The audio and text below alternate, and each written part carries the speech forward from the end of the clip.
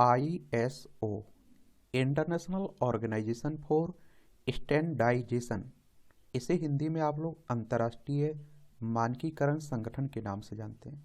और मैं आप लोगों से हमेशा कह रहा हूँ कि इस तरह के जो राष्ट्रीय और अंतर्राष्ट्रीय संगठन हैं उनके बारे में एक सामान्य जानकारी अपने पास जरूर रखिएगा।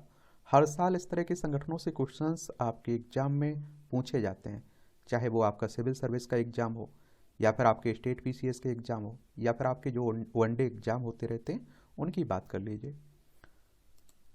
तो अंतर्राष्ट्रीय मानकीकरण संगठन, इसे शॉर्ट में आप लोग ISO के नाम से जानते हैं। तो यह एक अंतर्राष्ट्रीय मानक विकास संगठन है जो सदस्य देशों के राष्ट्रीय मानक संगठनों के प्रतिनिधियों से बना है।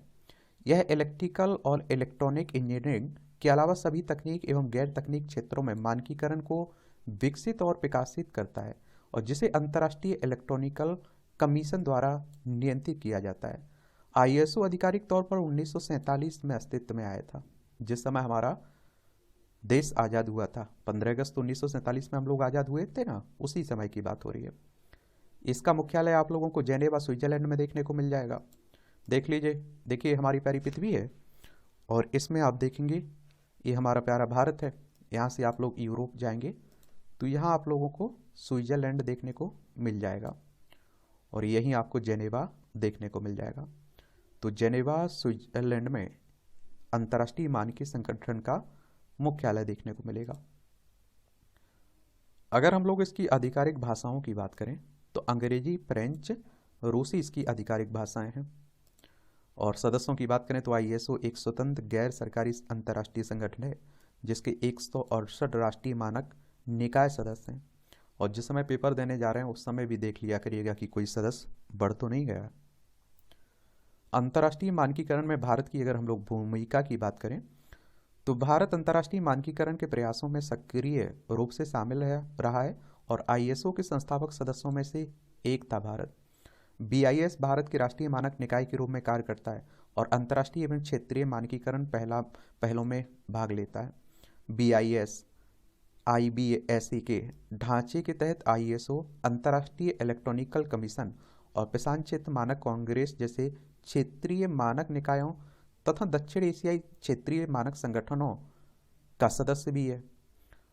और भारत मानक ब्यूरो को भी देख लीजिए, BIS को। तो BIS वस्तु के मानकीकरण, अंकन और गुणवत्ता प्रमाणन की गतिविधियों के सामंजस्यपूर्ण विकास के लिए भारत का राष्ट्रीय मानक निकाय है। इसे BIS अधिनियम 1986 द्वारा स्थापित किया गया था, जो दिसंबर 1986 में लागू हुआ। वर्ष 2017 में एक नया BIS अधिनियम 2016 लागू किया गया था। BIS उपभोक्ता मामले, खाद्य और सार्वजनिक वितरण मंत्रालय के तत्वाधान में काम करता है, और BIS कई तरीकों से राष्ट्रीय अर्थव्यवस्था का पता लगाने की क्षमता रखता है और वास्तविक स्थिति को भी प्रदर्शित करता है। इसमें आप देखिए, सुरक्षित विश्वसनीय गुणवत्ता की वस्तुएं उपलब्ध कराना, उपभोक्ताओं के स्वास्थ्य संबंधी खतरों को कम करना, निर्यात और आयात को बढ़ावा देना, मानकीकरण, प्रमाणन तथा परीक्षण के माध्यम से वस्तुओं आदि के प्रसार पर नियंत्रण करना। तो यही कहानी है ISO की, अंतर्राष्ट्रीय मानकीकरण संगठन की। इतनी जानकारी इसके बारे में याद रखिएगा। अगर क्वेश्चंस पूछा जाएगा तो ज़रूर आप लोग उसका जवाब दे पाएंगे। और किसी संगठन के बारे में बात करनी हो तो उसका नाम आप लोग बता सकते हैं, उसके बारे में भी हम लोग बात कर लेंगे।